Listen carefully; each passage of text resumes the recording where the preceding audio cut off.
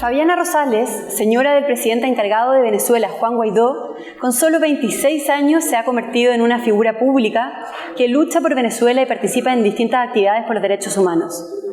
Debido a la crisis venezolana por la falta de insumos y medicamentos, ella perdió a su padre en 2013, lo que la hizo involucrarse aún más en esta lucha. Estudió periodismo y en 2009 comenzó a militar en el partido Voluntad Popular, donde conoció a Juan Guaidó, con el que forjó no solo un camino político, sino también una familia. Hoy tienen una hija, Miranda Eugenia, de menos de 2 años. Muy activa en redes sociales, tiene más de 600.000 seguidores en Instagram, donde muestra una dimensión más humana de su marido y de su familia. Muchas gracias, Fabiana, por estar acá hoy día. Yo sé que está en una gira un poco acotada de tiempo, así que gracias por darnos el tiempo. Muchas gracias a ti.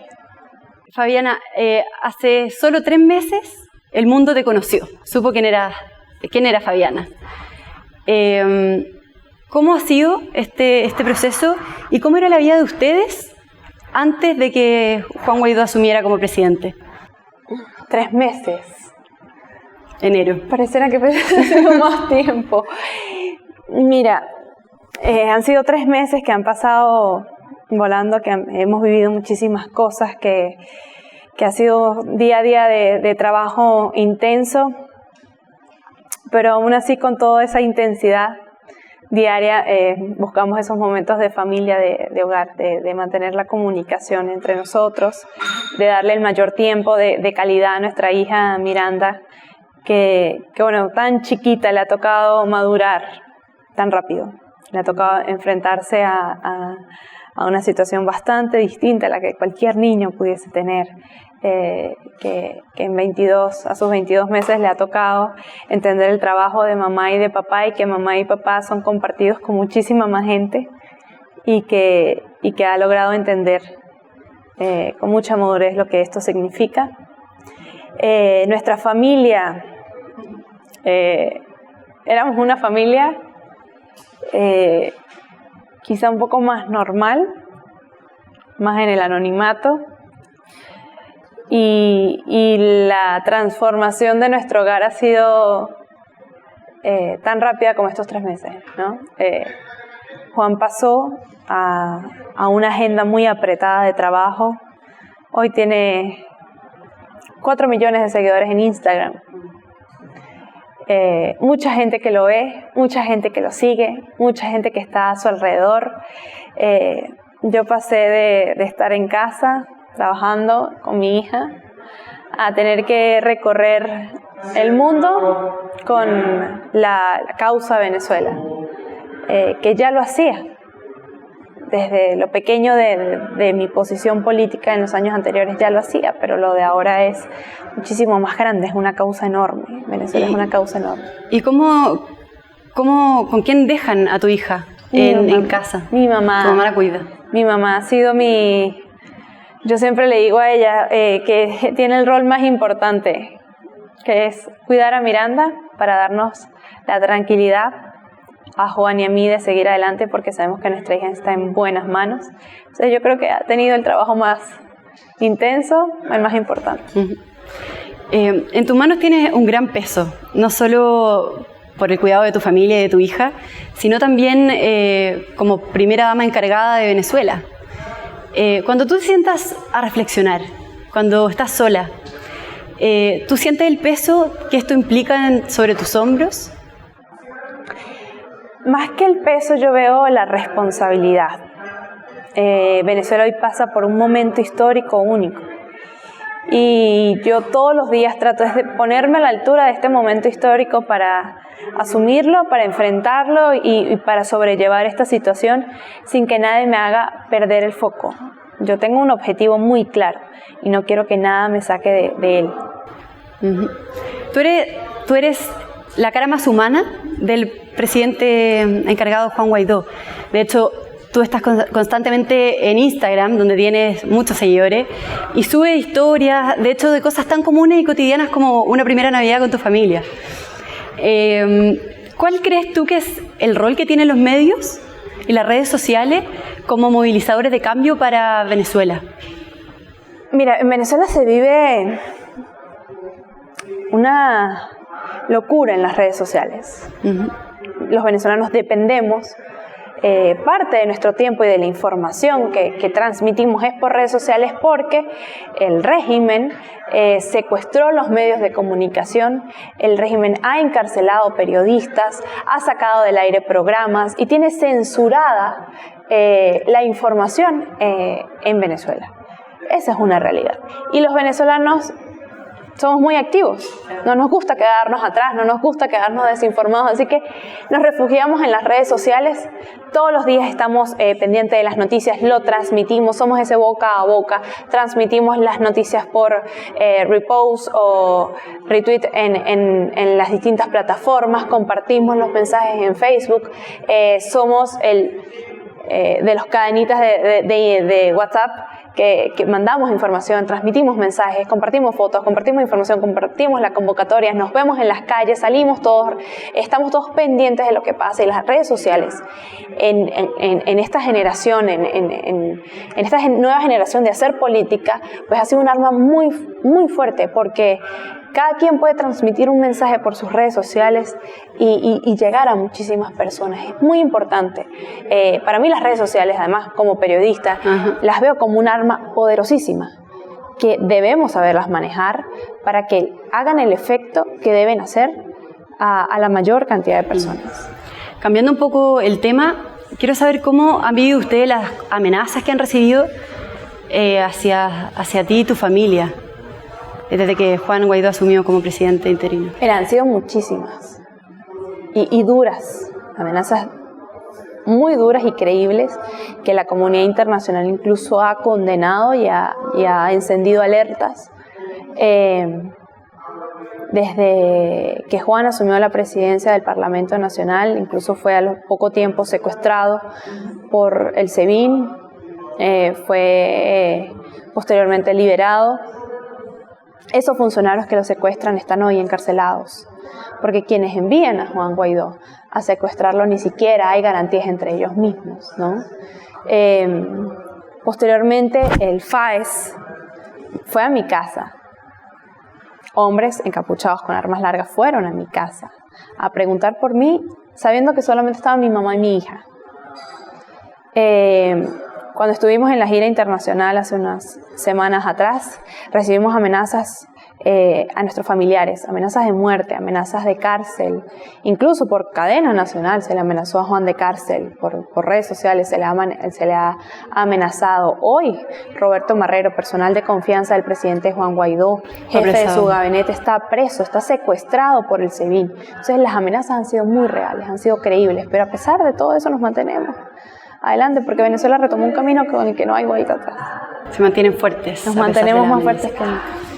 Bueno, tú misma lo mencionaste, Roberto Marrero hoy día fue encarcelado.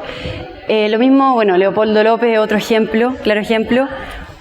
Entonces, ¿cómo lo haces tú? ¿Tú temes que tu marido sea apresado como le ha pasado a otros tantos líderes políticos? Claro. Hay muchísimas amenazas sobre Juan, pero hoy este sacrificio, este esfuerzo que estamos haciendo, que está haciendo el pueblo venezolano, vale la pena. Y todos esos miedos que podemos sentir, porque como seres humanos sentimos miedo, lo que hago con él es, primero, jamás en la vida yo me he imaginado a Juan preso. Es algo que nunca he tenido en mi mente. Por eso creo que esa mala vibra no nos rodea. Siempre lo he visto libre, feliz y sobre todo cerca de nosotras, de Miranda y de mí. Y además yo sé que cuento con la bendición de Dios. Todos los días le pido que nos ayude a salir adelante, que ayude al pueblo venezolano a salir adelante. Sí, soy muy católica, creo muchísimo en Dios y en la Virgen. Le tengo mucha fe al rosario. Y además tenemos a la gente con nosotros que nos cuida, nos acompaña, nos protegen a donde vamos, están allí cuidándonos. Para mí eso es importante, porque uno siente a la gente cercanita aquí, contigo. Y además de eso tenemos a la comunidad internacional, el respaldo del mundo. Y eso es muy poderoso. Entonces tenemos a la gente, tenemos la bendición de Dios y tenemos a la comunidad internacional. Hablando de Leopoldo López, ¿tú conoces o qué relación tienes con su señora, con Lilian Tintori? Conozco a Leo y a Lilian desde hace muchísimos años. Yo estaba muy pequeña cuando entré en Voluntad Popular. Trabajé muchísimo tiempo con Leo. Trabajé en sus campañas, trabajé en Voluntad Popular. Compartí su encarcelamiento. Lo viví muy cercano, estuve allí, siempre he estado ahí. Hoy ellos también están allí para nosotros, nos apoyamos muchísimo. Tenemos muy buena relación, somos muy buenos amigos, siempre estamos hablando de nuestro sueño de país. Y una relación de amistad. Sí, una relación fuerte. Uh-huh. Tras esta gira que tú estás dando, ¿te preocupa no poder volver a ingresar a tu país? Es mi país, esa es mi casa. Ahí está mi esposo esperándome, ahí está mi familia y yo salí con una maleta pequeña porque mi sueño es regresar a mi país. Y no solamente mi sueño, es mi realidad. Yo tengo mi pasaje de retorno a casa. Yo me voy a mi casa. Ese es mi país. De ahí nadie me puede sacar. Ok. ¿Cuál ha sido el momento más duro o de más temor al que te has enfrentado? Mira, cuando amenazan a tu familia, te da un momento... te mueve muchísimo adentro, te mueve una fibra enorme. Yo he pasado momentos de dolor. La muerte de mi papá fue un momento muy fuerte para mí. Sentía que había llegado tarde, sentía que no había puesto la lucha como se debía para evitar que eso pasara. Y luego entendí que no era tan así, que yo estaba por la ruta que era, que la vida me había puesto pruebas para que yo continuara. Y fíjate, llegó el 23 de febrero, que para mí es muy impactante, porque yo veía cómo quemaban comida y medicinas, cómo quemaban nuestra ayuda humanitaria y en paralelo asesinaban indígenas. Yo conozco la realidad de la crisis hospitalaria que vive Venezuela. La conozco, la he vivido. Y 2 días luego que quemaran ayuda humanitaria, muere mi primo de 10 años, en medio de una crisis de salud. Y yo sé lo que se siente perder un familiar, yo sé lo que se siente perder un ser querido, yo sé lo que se siente el dolor de una mamá, que además la mamá de Jorge Andrés, mi tía, estaba cuidando a Miranda. Se había dejado de estar los últimos días de vida de su hijo para cuidar a la niña. Y eso a mí me marcó muchísimo. Me marcó muchísimo porque sé que esa ayuda humanitaria era necesaria para que niños como Jorge Andrés pudieran vivir. ¿También fue por la falta de medicamentos, de insumos? Mi primito tenía una condición desde su nacimiento, se venía agravando y necesitaba transfusiones sanguíneas que no podían realizarse porque en Venezuela no hay reactivos para el VIH.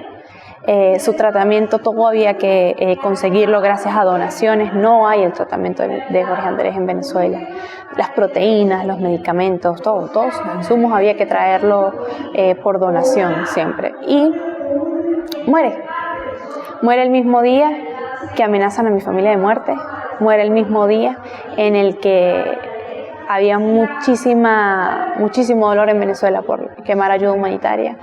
Pero yo entendí que la muerte de Jorgito tenía una razón de ser, que él había venido al mundo a darnos una lección de vida y había cumplido su misión y me había dejado un mensaje muy claro, y es que yo tenía que seguir con más fuerza porque no podía permitir que eso le pasara a ningún niño, que ya le había dado el sacrificio de su vida por muchísimos más. Y yo sabía que no podía dejar que eso me perturbara, así que limpié mis lágrimas y seguí adelante, seguí sonriéndole a la vida todos los días, a mi hija, que no tiene la culpa absolutamente de nada, y me he dedicado a que ingrese ayuda humanitaria y la hemos entregado ya en algunos hospitales en Venezuela, porque yo sé que nuestros niños la necesitan. Bueno, y la última pregunta, ya para ir finalizando la entrevista. Nosotros vimos la semana pasada un apagón que sumió a Venezuela durante 8 días. Bueno, en una tragedia, sin luz, sin energía. Y tú tenías en ese momento a tu hija enferma. Tú cuentas eso. ¿Cómo viviste tú este apagón y cómo fue ese momento para ti? Terrible.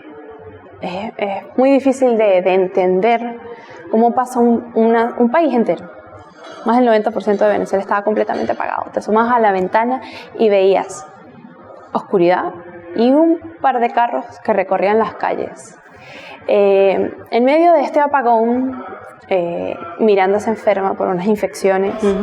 Me voy corriendo en la noche a que la revisaran. Yo no me podía comunicar con sus pediatras porque no había señal telefónica, ellos no tenían teléfono, no tenían luz, en fin, no pudimos contactarlos y bueno, decidí entre mi desesperación de mamá irme al médico a que alguien me la asistiera.